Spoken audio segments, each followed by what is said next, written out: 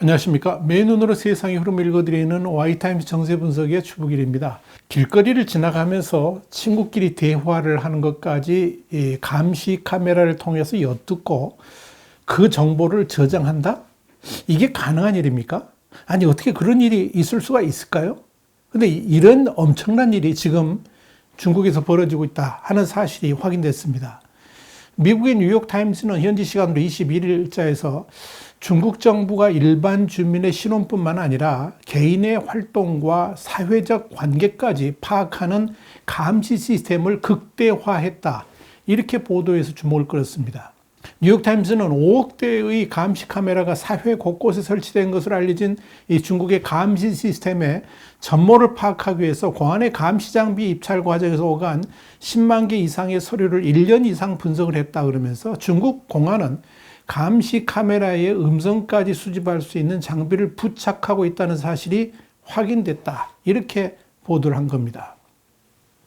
뉴욕타임스는 광둥성의 중산시의 경우에 공안이 주변에 300피트, 그러니까 한 91m 반경 내에 사람의 목소리를 녹음할 수 있는 장비를 구입하겠다라는 입찰 공고를 냈다 그러면서 이렇게 수집된 주민의 목소리는 성문 분석, 그러니까 목소리의 특유의 그런 게 있지 않습니까? 이 성문 분석을 거쳐서 사진과 함께 데이터베이스화된다, 이렇게 밝힌 겁니다. 자, 이렇게 되면 목소리에 대한 데이터베이스를 통해서 신원도 확인 가능하고요. 또 그와 관련된 모든 데이터들하고 즉각적으로 결합되면서 이 완벽한 감시가 가능해질 수 있다 하는 이야기입니다. 실제로 이런 두려움은 이미 중국 사회내에 널리 퍼져 있습니다. 중국에서 콜택시를 타고 가다가 중국 정치 이야기라든지 뭐 시사성 있는 말을 하게 되면 기사가 그런 말 하죠. 누군가 들을 수 있으니까 조심하세요, 이런 주의를 하기도 합니다. 중국은 또 이미 중국의 모든 인민들에 대한 생체 데이터베이스 작업을 진행했고, 여기에 이제 금융기관과 알리바바 등의 개인 신용 정보까지 결합을 해가지고 완벽한 초감시 사회를 구축한 것으로 알려지고 있습니다. 중국이 이런 초감시 사회가 범죄자 추적을 위한 것이라는 명분을 내세우고 있습니다만은, 이번에 뉴욕타임스가 밝힌 것은 그런 정보 외에도 실생활에서 오고 가는 대화까지도 정보를 수집하는 이 세계 최대의 데이터베이스 구축으로 개인 감시를 극대화하겠다 하는 것으로 판단이 됩니다. 또한 뉴욕타임스는 중국 공안이 감시 카메라를 공공 영역보다 노래방이라든지 공동주택 출입문, 또 호텔, 로비 등의 사적인 영역에 설치한 것도 특징이라 그러면서 이는 공안이 범죄 예방보다는 주민 행동의 분석에 더 큰 관심을 두고 있다는 것을 의미한다, 이렇게 지적을 했습니다. 뉴욕타임스는 실제로 중국 남동부의 푸젠성 푸조우시의 공안은 미국 호텔 브랜드인 네이징과 쉐라톤 호텔의 라비에 감시 카메라를 설치했다 그러면서 설치된 감시 카메라는 중국 정부 서버에 연결되어서 저장되고 있다고 밝혔습니다. 그러면서 뉴욕타임스는 이 푸젠성 공안의 입찰 서류에 따르면 이런 식으로 수집된 얼굴 사진은 25억 장에 달한다라고 지적한 다음에 이 푸젠성 공안은 공문에서 감시 카메라 업그레이드 목적과 관련해서 인민을 통제하고 감독하기 위해 이렇게 적시를 했다는 점도 밝혔습니다. 뉴욕타임스는 또 이 중국의 공안 당국이 휴대전화 정보도 광범위하게 수집하고 있다 그러면서 이 휴대전화의 신호로 특정인의 위치를 추적하는 장비뿐만 아니라 특정 앱을 사용하는 사람의 정보까지 파악할 수 있는 장비를 사용하고 있다고 전했습니다. 특히 이 광둥성 공안의 경우에는 휴대전화에 위구르 사전 앱을 설치한 사람을 파악할 수 있는 장비를 주문하기도 했는데, 이건 소수민족인 위구르인을 감시하기 위한 목적으로 보인다, 이렇게 뉴욕타임스는 밝혔습니다. 중국 당국은 이와 함께 와이파이 스니퍼라든지 또 IMSI 캐처를 이용해 가지고, 이게 다 이제 도청할 때 쓰는 거지 않습니까? 감청할 때 쓰는 건데, 이런 휴대폰 사용자의 디지털 생활까지도 일일이 추적하고 있다는 사실도 뉴욕타임스가 확인했습니다.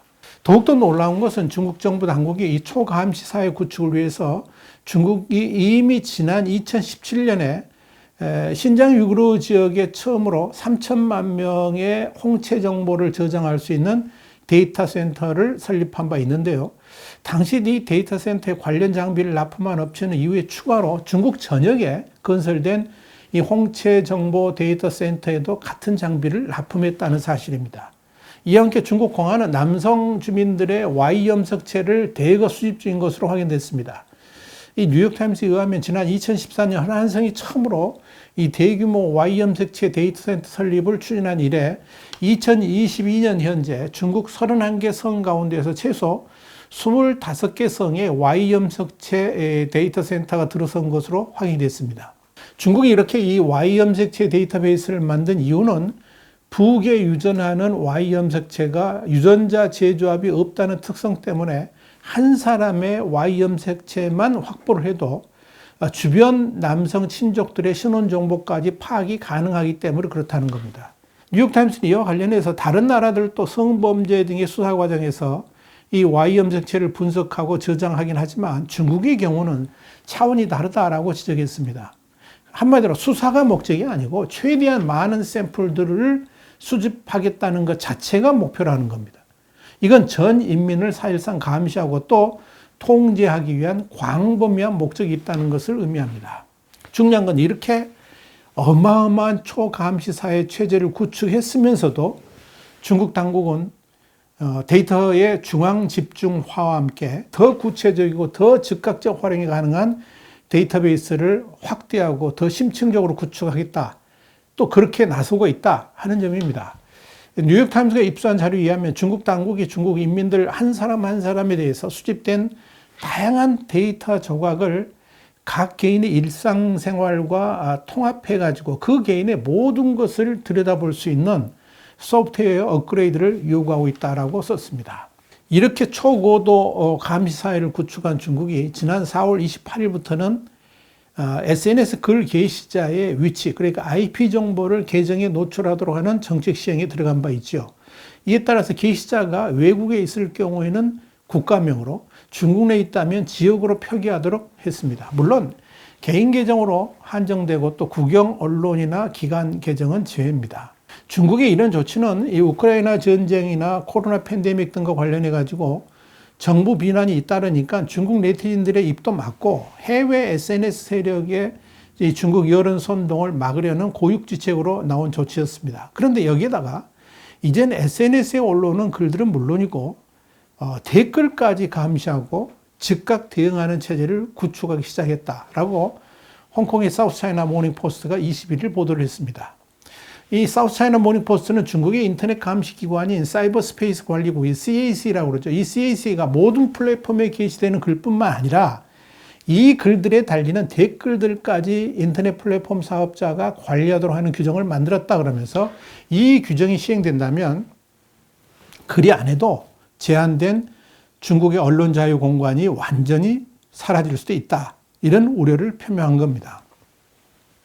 사우스차이나 모닝포스트는 특히 이 CAC의 이런 규정은 인터넷에 게시물을 업로드하는 개인이나 단체가 그 게시물에 달린 댓글까지 관리해야 하는 책임을 부과했다 그러면서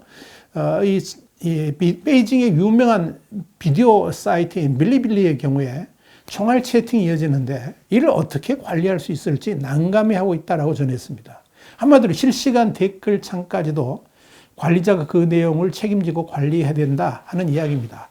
결국 이 CAC의 이런 규정은 시사성이 있거나 또 중국 공산당이나 정부와 연계될 수 있는 게시물이라든지 영상 제작 자체를 아예 하지 말라 이런 의미로 받아들여집니다. 또 게시자들도 검열을 피하기 위해서 의도적으로 민감한 현안들에 대해서는 피하려 하지 않겠나 이렇게 보입니다.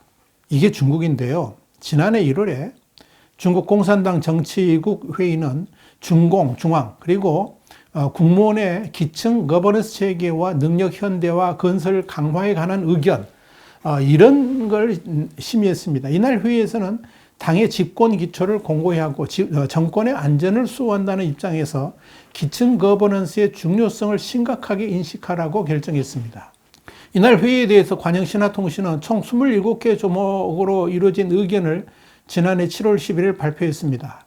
여기에서는 이 스마트 거버넌스가 6차례 언급됐는데요. 안면인식, 인공지능, 빅데이터 기술을 활용해 가지고 평소와 다른 징후를 발빠르게 발견해서 해결하라는 지침이 있었습니다. 또 공산당이 영도하는 기층 거버넌스를 2025년까지 건립하고 2035년까지 현대화하라는 달성 시간표도 제시를 했습니다. 그런데 바로 이 그룹망 관리를 시 주석의 오랜 측근이자 치안 총책인 천이신 중앙정법위 비서장이 지휘를 합니다. 천 비서장은 지난해 광둥성을 시찰한 자리에서 이런 말을 한 적이 있습니다. 최근 중국 안팎의 안보 환경이 갈수록 복잡해지고 불안정해지고 불확실해지고 있다 그러면서 화상 감시와 통제의 커버율을 높이고 빅데이터를 활용해서 리스크와 잠복한 위험 요인을 감시하고 예측하라 이렇게 지시를 했습니다. 한마디로 폐쇄로 카메라 그러니까 CCTV 감시망을 더욱 조밀하게 늘리라고 지시를 한 겁니다. 이렇게 중국은 사실상 범죄를 예측하는 공상과학 영화죠. 마이너리티 리포트에 나오는 사회로 변모되어 가고 있다. 이렇게 볼 수 있을 겁니다. 아마도 시진핑 주석은 이런 초감시 사회를 구상하면서 이런 생각을 하고 있을지 모르겠습니다. 중국 모든 인민이 바로 내 손바닥 안에 있다. 여러분 어떻게 생각하십니까? 와이타임 정세분석이었습니다. 다음 시간에 다시 뵙겠습니다. 감사합니다.